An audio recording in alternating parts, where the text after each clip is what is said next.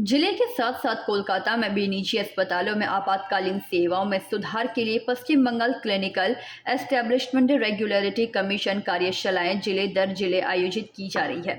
इस कार्यशाला का आयोजन दुर्गापुर के एक निजी अस्पताल द्वारा शुक्रवार सुबह से सिटी सेंटर के एक निजी होटल में किया गया था। दोपहर 3:50 प्रेस कॉन्फ्रेंस में West Bengal clinical establishment regulatory commission के चेयरमैन ने कहा कि उनका मुख्य लक्ष्य आपातकालीन सेवाओं में सुधार करना है। उन्होंने कहा कि एक छोटी सी दुर्घटना अचानक किसी व्यक्ति के जीवन में बड़ा कारण बन सकती है। यदि समय पर अनुभवी डॉक्टर ना हो तो उसकी मृत्यु भी हो सकती है। Paschim Bangal clinical establishment regulatory commission का लक्ष्य निजी अस्पतालों में आपातकालीन सेवाओं में सुधार करना है। निजी अस्पताल कार्यशाला में अखिल भारतीय आयुर्विज्ञान संस्था के डॉक्टरों के साथ साथ देश के विभिन्न हिस्सों से अनुभवी डॉक्टरों ने भाग लिया। आना चाहिए, लेकिन हम भूल गए कि स्ट्रोक जो है वो उससे ज़्यादा खतरनाक है। स्ट्रोक, हाँ, स्ट्रोक में क्या होता है, 4.5 घंटे के अंदर पेशेंट को अगर हम अस्पताल ले आए जहाँ पे सीटी होनी चाहिए, अगर सीटी नहीं है तो कुछ नहीं हो सकता।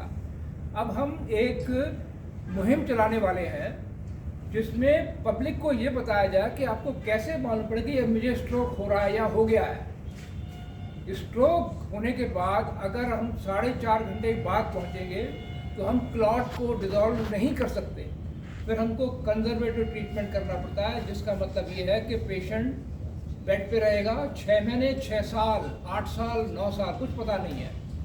तो उसके केस में पेशेंट की लाइफ तो खराब है ही, परिवार की भी लाइफ खराब है, पैसा भी जा रहा है। तो इसलिए हम अभी मीडिया के थ्रू, मैं हमारे जो मिशन हॉस्पिटल के यहाँ CEO बैठे हैं और जस्टिस साहब को तो मैं कहूँगा ही, हम बना रहे हैं, पूरा प्रोटोकॉल बना हुआ है। वैसे पब्लिक को अलग से बताया जाए और छोटी जगह पे जो अस्पताल हैं उनको बताया जाए कि आपके पास जैसे ही कोई मरीज आए, फ़ौरन अगर आपके पास सीटी नहीं है तो फटाफट उसको सिटी वाले अस्पताल में भेजिए। इससे बहुत बड़ा फ़र्क पड़ेगा। तो आई थिंक मेरी तरफ से इतना ही मैं कहना चाहूँगा आपको कि इमरजेंसी डिपार्टमेंट बहुत इम्पोर्टेंट डिपार्टमेंट है जिसके ऊपर हमें ध्यान देना है। नहीं सर, तो आपने बताया थोड़ा कम है, लेकिन जो सुपर स्पेशलिस्ट हॉस्पिटल हैं जिनके यहाँ टेक्नोलॉजी, आपने देखा होगा MRI मशीन की कॉस्ट कितनी है आपको पता है, स्पेशलिस्ट की सैलरी कितनी है वो आपको पता है।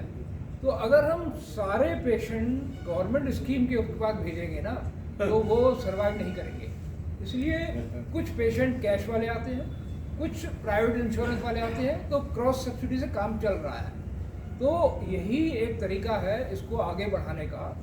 हम हालांकि सरकार को एक सुझाव दिया है कि कुछ केसेस में जो अबव पावर्टी क्लास के लोग हैं ना, उनको को पेमेंट की स्कीम अलाउ की जाए, लेकिन ये टाइम लगेगा पूरा इसको होने में। कि भाई मान लो स्वास्थ्य साथी का रेट है 100 रुपया, हॉस्पिटल का रेट है 130 रुपया, तो 100 रुपया तो वहाँ से आ जाएगा और 30 रुपया पेशेंट सुबह। ये स्कीम वेस्टर्न कंट्री में, ये इसको को पेमेंट बोलते हैं, ये वेस्टर्न कंट्री में चलती है। यहाँ लागू होने का संभावना नहीं, वो देखिए मैं we are allowing in WPHs. In WPHs, suppose especially it is happening in orthopedic cases. मान लीजिए आपको फीमर उसमें जो इम्प्लांट देते हैं गवर्नमेंट, वो इम्प्लांट जो है अभी तो central government has fix the price of the orthopaedic and the stent, cardiological stent, but there are other fixed, but that the doctor says we do not know.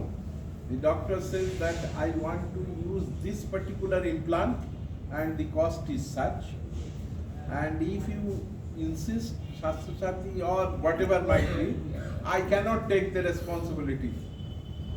This is being told by the doctor, no evidence, nothing, but not in Shastri.